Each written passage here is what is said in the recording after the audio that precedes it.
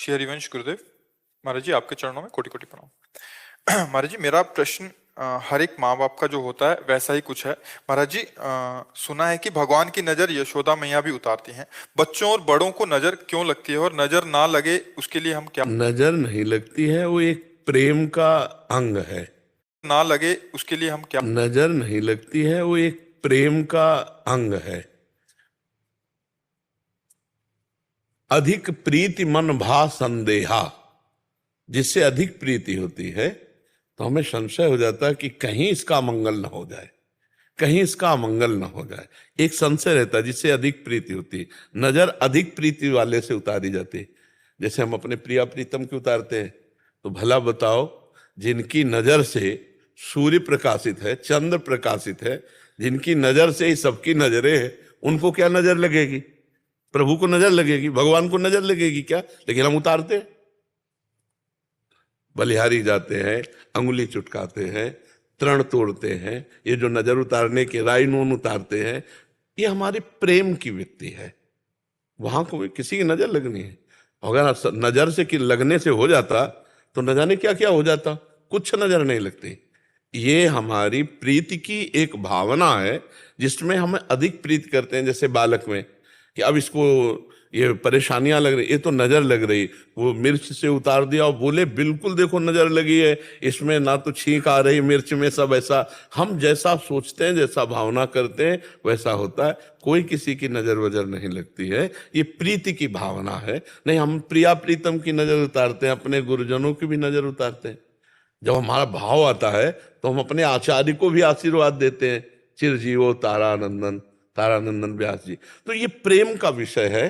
प्रेम में ऐसा हित चिंतक निज चेरिनु, जो निज चेरी है, दासी है प्रिया प्रीतम की, वो देखती प्रिया प्रीतम सुंदर झूला झूल रहे, चंदन के वृक्ष में झूला पड़ा है, कैसे किलोले कर रहे, तो बहुत आनंदित होती और विचार करती कि नजर ना लग जाए। किसकी किसकी नजर वहां लगेगी? वहां सब नजरें तो पान कर रही रूप रस का है। हित चिंतक निज चेरिन उर आनंद न समात, निरख निपट नैनन सुख तृण तोरत बलिजात। इतना आनंद बढ़ रहा है प्रिया प्रीतम को देखकर, किसी की नजर न लग जाए तो तिनका तोड़ती है, ऐसे अंगुलियां चिटकाती है। ये किया जाता है नजर के बलिहारी। तो जैसे हम प्रिया प्रीता, ऐसे छोटे बालक। ये प्रेम का विषय है। किसी की नजरों में इतनी ताकत नहीं किसी का अमंगल कर दे। हाँ, अब जैसे जुकाम बुखार या कुछ घटना घटनी है, अब उसको किसी निमित्त से मान लीजिए बका किसी की नजर, बोले उसकी नजर इतनी खराब भर कर देख ले तो बच्चा बीमार हो जाए। नहीं, कौन काहू के सुख दुख कर दाता, निज कृत कर्म भोग सुन भ्राता। गर्भ में ही बालक कितने ऐसे कष्ट पा रहे हैं, तो क्या उसमें किसकी नजर लग गई? कर्म कर्म।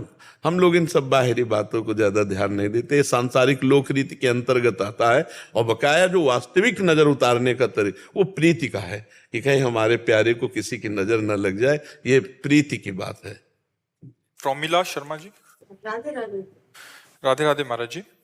महाराज जी, साधन में परिपक्वता कैसे आती है और उसके लिए क्या करना पड़ेगा? साधन में परिपक्वता, जब साधन में रुचि होती है और जब साध्य में प्रियता की बात आती है तभी परिपक्वता आएगी। साधन में रुचि तभी, जब साध्य में प्रियता। मुझे साध्य चाहिए, जैसे रुपये की चाहत हो जाए, रुपया साध्य बन जाए। अगर हमें रुपया लक्ष्य बन गया है तो नींद नहीं आएगी, ओवर टाइम भी काम करना हमें अच्छा लगेगा, और कोई गाली दे तो भी हम सह जाएंगे। रुपया अच्छा लगे। एक बार हितधाम में काम हो रहा था तो दोपहर का समय था, गर्मी का समय।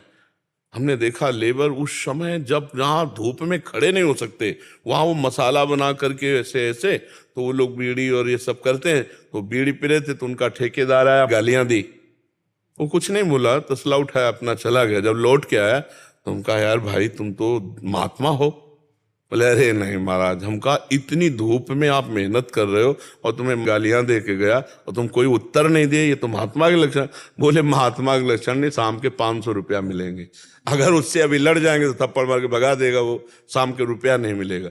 रुपया लक्ष्य 500 है तो वो गाली भी सह रहा है और धूप में भी काम कर रहा है और प्रसन्न भी है, क्योंकि उसको यह है कि शाम के 500 मिल जाएंगे। यदि हमारा ये लक्ष्य बन जाए कि जीवन की शाम को भगवान मिल जाएंगे, जीवन की शाम होते होते हमें भगवान मिल जाएंगे। तो हमारा प्रयास रहेगा ओवर टाइम भी कि हम कैसे भगवान को प्राप्त करें।